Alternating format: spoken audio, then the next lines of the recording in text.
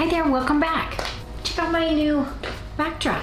If you haven't visited my website, it's jennifersgolftrip.com. There every Monday I post the blog that corresponds with the video, and there's a little more detail in those. Check them out. It's also a link that will get you back to the YouTube channel. I want to say thank you to those of you that have been watching my videos every week. The support I really appreciate, and I really hope that for those of you that don't even golf, that this might inspire you to want to golf, because it's never too late. Where else can you go and spend 4 hours in a beautiful setting outside with friends and family? I mean, what's not to love, right? This is the 6th video in the Maui Golf Vacation series. If you've missed any of the previous videos, you can find them in the links below. The first 2 videos were really about the logistics of planning your Maui vacation. If you're looking for that kind of information, check out the first 2 videos in the series. This video today is the last video where I filmed everything with my iPhone, so I'm stepping up my game. Today we're going to review the Pukalani Country Club course. Now don't let the name fool you. It's not exactly a country club. My husband and I went into the Roger Dunn store in town, and his shoes were giving him some grief, and so we went in to see what they had, and we were talking to some of the employees, and they were telling us about a course in the upcountry called Pukalani Country Club. They said that that's where all the locals go, and it's really pretty and a fun course to play. I went online to see what their website said about the course, and there was a great video that said they had new equipment, they revitalized everything, they've got new carts and new rental clubs, and so I was really excited. What I failed to notice was how old that video was. It's pretty old. My girlfriend and I decided to make this a girls' trip.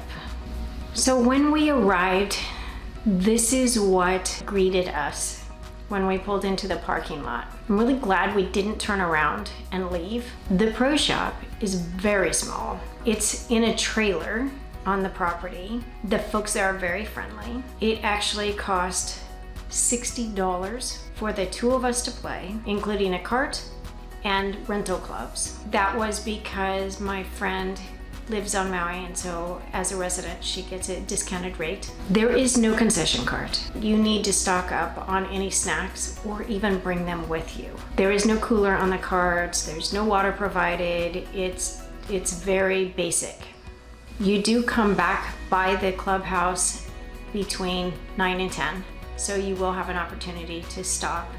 The clubs I rented were TaylorMades, yet they were not new. In fact, they had a lot of use, but they worked for the day. It wasn't a big deal.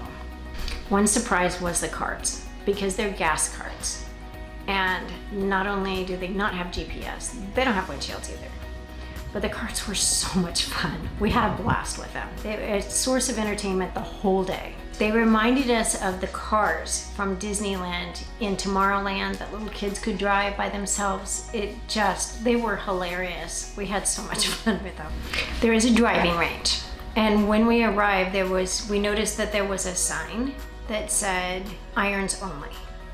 And we're like, what? So we asked one of the attendants, what was up with that. He said that there was a hole in the net at the end of the course, and they had broken some solar panels on the house at the end of the driving range. So he let us hit our drivers because obviously we couldn't hit it that far. Granted, Pukalani doesn't have the manicured beauty of the Wailea golf courses, but it has an amazing rustic charm. The course is in the upcountry and the views are gorgeous. The course has holes that are situated in neighborhoods. The Hawaiian charm of those neighborhoods is just beautiful.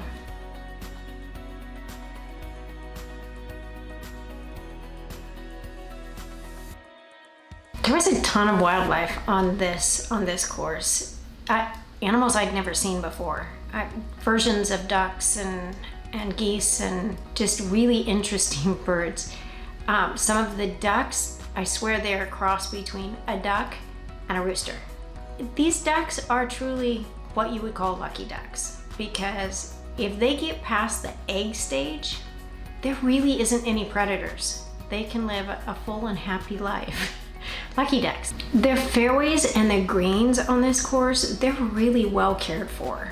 There were a few spots where there was maintenance going on, but it wasn't anything that prevented us from doing the hole or, really got in our way at all. The fairways are wide open. There are some tricky ones. They sometimes slant to the left or to the right, and so ball placement is pretty important. Upcountry can be a little bit cooler. We brought lightweight jackets. We never put them on because the day we were there, it was beautiful. It can rain a little bit there too. The course is higher elevation, and so it can be a little bit windy, maybe more than a little bit. It was breezy on the day we were there. You almost feel like you're playing in the mountains on this course. You have access to restrooms on holes 7, 9, and 14. I'll add a link to the scorecard below. There is a restaurant in the trailer on the property. The food was actually really good. My friend had the pastrami sandwich, and I had, of course, fish, but I had the seared tuna sandwich.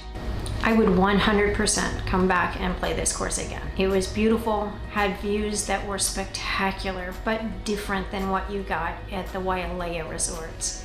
For those of you that don't want to golf every day, here's another one of our favorite day trips on Maui, the road to Hana. Side note, don't forget to give me a thumbs up if you like this video, and hit the subscribe button. The road to Hana is a fun day trip. I may say this more than once, but get an early start, especially if you're planning on making a lot of stops. If you want the full experience, be sure and download the app Shaka Maui Driving Tours. This app will give you tons of information about what you're seeing along the way. The app also tells you where to stop when there's waterfalls, how far you'll have to hike to get to the waterfalls, or if it's just right off the road. Be sure and download the tour that you're planning to take, because you won't have cell service for much of the ride. So having it downloaded on your phone, you'll still have access just like you were hooked up. Hana is the rainforest side of the island. You'll see lots of waterfalls along the way. There's a couple of things I should mention. Number one, don't stand under a waterfall. Rocks come loose above and they roll down, and they've been known to hit people on the head and serious injuries, so don't do that. And then the second one is make sure that you always park off the road. The road is well traveled and it can be dangerous, so always be cautious and courteous and just pull off the road as far as you can so that you're out of the road, and then get out of your car and go see the beautiful sight. The lava tubes are always a fun stop. It's a giant cave that you can walk through. It goes pretty far. They provide you flashlights, and there's lots of information inside of the cave that describes what you're looking at. It's a fun, quick stop. It just reminds you of how active the volcanoes on this island were at one point.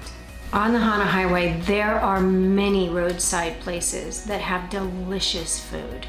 If you want to wait until you get into the town of Hana, there's not as many as you would think.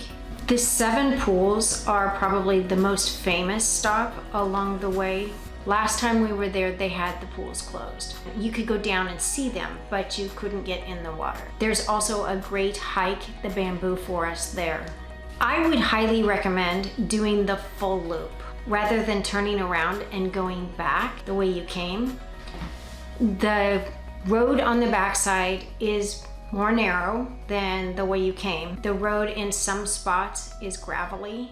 If you're a tentative driver, don't go. Be sure to give yourself lots of daylight. There are no street lights, and there's nothing back there.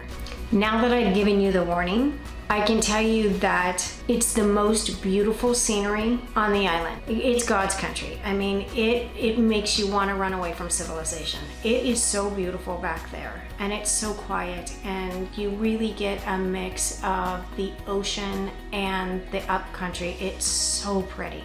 I would highly recommend it. We've done it almost every time we've gone to Hana. You will come across a beautiful Catholic church back there, which is surprising. It's out in the middle of nowhere, and it does services once a month. Once you get past the church, not too far after it, the road gets a lot better.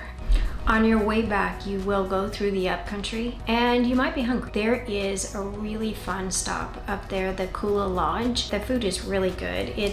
The atmosphere is what you would expect from a lodge, but it has spectacular views.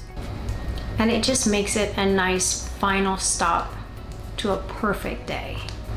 This will be a long day, but one you'll remember always. Maui is a beautiful island, and this day trip really allows you to get a good sense of it all in one day. Thanks for tuning in. I hope you'll take my lead and give the Pukalani Country Club a try. If you're on the bougie side, you may want to skip this one, but you'll be missing out. Next, we're heading to the west side of Maui. We'll be playing the Kannapali Royal Course, and I'll have my better camera. Thanks for tuning in. I would love to know your experiences with the difference between playing a resort course and a local course. Put it down in the comments, let me know.